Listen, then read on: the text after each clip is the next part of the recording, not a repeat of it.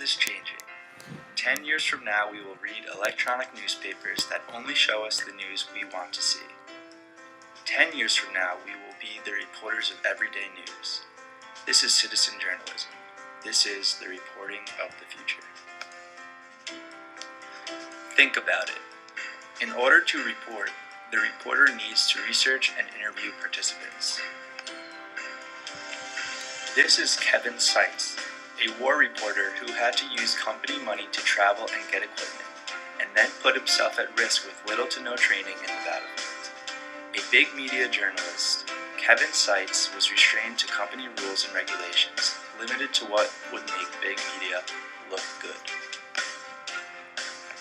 This is you. You are the soldier already in war with a small camera attached to your head. There is no added cost to your endeavor, and the footage and the news comes in just the same.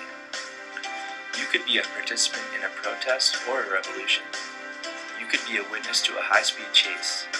You could be a partaker and contributor to the news. You could be an average citizen in the right place at the right time. But citizen journalism allows you to be both the report and the reporter. Don't believe me? Well, it's already begun. 10 years from now will be a continuation of what we are already seeing. Just recently, 68 million tons of rock and debris fell down a mountain, leaving deposits that were 40 feet deep. Scientists didn't know how to locate it. They had the data that showed it had happened, but didn't know where. Blogger Dave Peatley posted about it in his blog. NASA used crowdsourcing found by Dave Peatley's blog and effectively found the landslide. You could be Dave Peatley. Still skeptical? Crowdsourcing has international implications. After evaluating the media from the crisis in Ukraine, it was found that the most viewed news source for the event was YouTube, a public forum for video posting.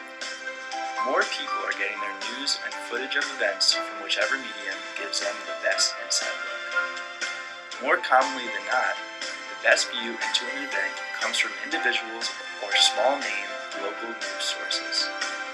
These are the most commonly watched videos on the Ukraine crisis, and they are far from being the work of the Washington Post or New York Times. You know who else posts on YouTube? You.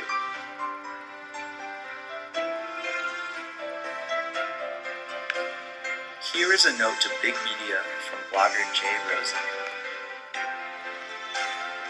Once they were your printing presses, now the blog has given the press to us. Once it was your radio, now the podcast has given the radio to us. Big media, you used to shoot, edit, and distribute video. Now we build audiences for our own videos. You once edited the front page, now we edit and choose our own front pages. People were connected up to big social agencies. Now the news flows horizontally, from citizen to citizen. Who is in the market for news? Citizen journalism will take off in every generation, because we will choose the news we want to see. Everyone searches for news, whether the news is an international war or just what your friends did last night. Citizen journalism caters to both generations. Our newspapers will know which news we want to see and will show us the best posts for what we want to see. Similar to how Google refines our search today, our personal electronic newspapers will refine our news. It will be called personalization of the news, and it will accommodate every individual. It is instinctive to enjoy what makes us unique. Citizen journalism is expanding rapidly, and it will be missing some key features in 10 years.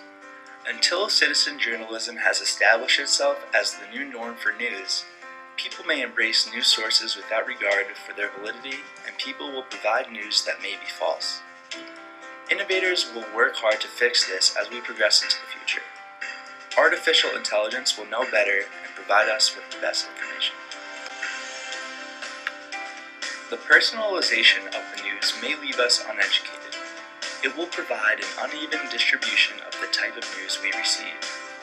Our friends posting pictures of their weddings and baby showers may leave us impassive towards the unrest brewing elsewhere.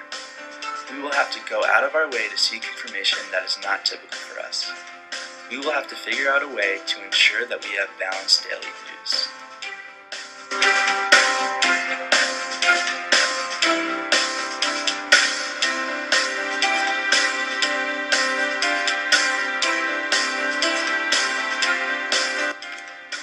So what happens to the reporters? The war between bloggers versus journalists is over. It is evident now more than ever that the blogger is capable of beating big journalism at its own game. The national explainer is the idea that the news comes out first, and then it is explained. Journalists need to act to reverse that. Journalists need to act as the explainer to the information the public is receiving. Who knew the cause of the avalanche? Who could describe the politics and complexities behind the unrest in Ukraine? The journalists know this information because they seek the information that exists deeper than the event. The journalists will be the explainers. Remember Kevin Seitz, the war reporter mentioned earlier. He has begun work for the deeper story, not just the action but the effects on the people. He compiles the stories of many and gives voice to those who don't have access to blogs or the internet. This may be short-term as well, because in more than 10 years everyone will be interconnected via the internet. Reporters have another job too. The job of the journalist is to verify all the data and provide us with the most accurate depiction of the news. There are over 19,600 Twitter posts added per second. There are over 52,000 Facebook posts per second. With such a large influx of news, we will need a way to highlight the most important facts, headlines, and the truth. This is where reporters will play a large role.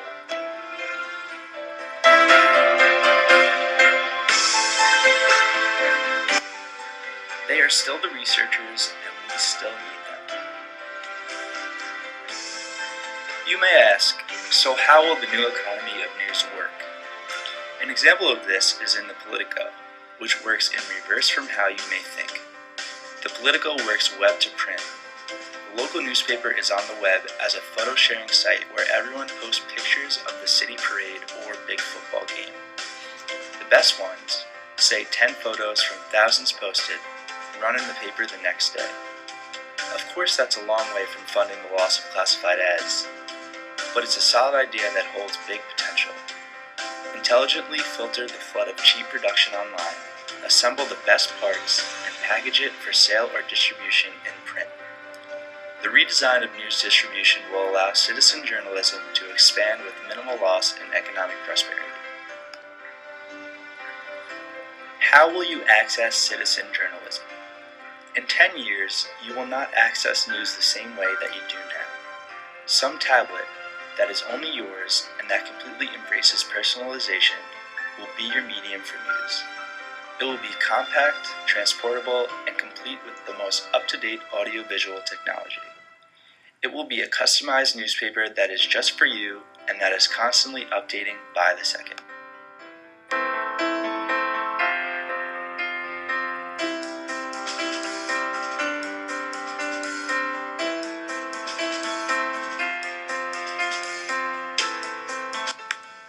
This is citizen journalism.